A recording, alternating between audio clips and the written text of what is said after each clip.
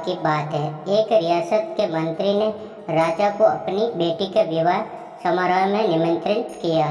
जब राजा अपने परिवार के साथ विवाह समारोह में पहुंचा तो मंत्री उन्हें सम्मानपूर्वक विशिष्ट आसन पर बैठाने ले गए। तो मंत्री यह देखकर बहुत लज्जित हुआ कि एक सफाई कर्मी वहां बैठा हुआ था। उसने सफाई कर्मी को सभी के सामने वहां से उठा फेंका और उसे बहुत डांटा। सफाई कर्मी ने बहुत अपमानित महसूस किया और बदला लेने की योजना बनाने लगा। अगले दिन सुबह जब वे राजा का कक्ष साफ कर रहा था तभी वे जानबूझकर बड़बड़ाए, राजा कितने नादान हैं, उन्हें यह पता ही नहीं कि रानी और मंत्री के बीच क्या चल रहा है। राजा आधी नींद में था। ये क्या बकवास कर रहे हो? उसने पूछा। महाराज, मैं तुम पूरी रात सो नहीं पाया, मैं तो नींद में बड़बड़ा रहा था, सफाई कर्मी जवाब में बोला। हालांकि उसकी बात सुनकर राजा के मन में संदेह के बीच पड़ गए थे। राजा अब मंत्री से चिढ़ने लगा और समय समय पर अपमानित करने लगा।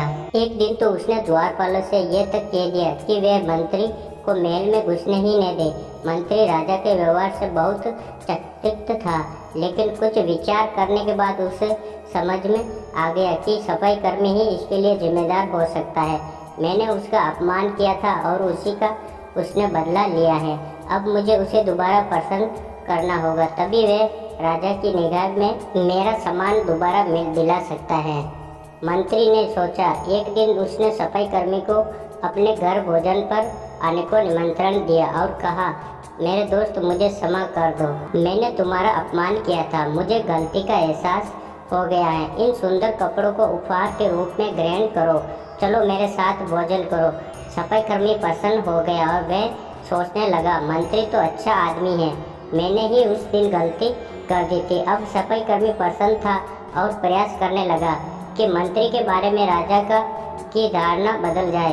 एक बार जब वह राजा के कक्ष में गया तो राजा सो रहा था। वह बड़बड़ाने लगा, अरे राजा का तो दासी के साथ प्रेम संबंध है, बड़ी लज्जा की बात है। राजा ने उसका बड़बड़ाना सुना तो उठकर बैठ गया। राजा ने सफाई कर्मी को बहुत डांटा। सफाई कर्मी बोला, क्षमा कर दे महाराज, मैं पूरी रात सो नहीं पाया, इसलिए दिन में ही नींद में बड़बड़ा रहा था। राजा को अपनी गलती समझ में आ गई। इस तरह की अफवाह के चक्कर में आकर उसने अपने बहुत अच्छे सलाहकार की अनदेखी शुरू कर दी थी। राजा ने मंत्री को बुलाया और दोनों फिर से मित्र बन गए।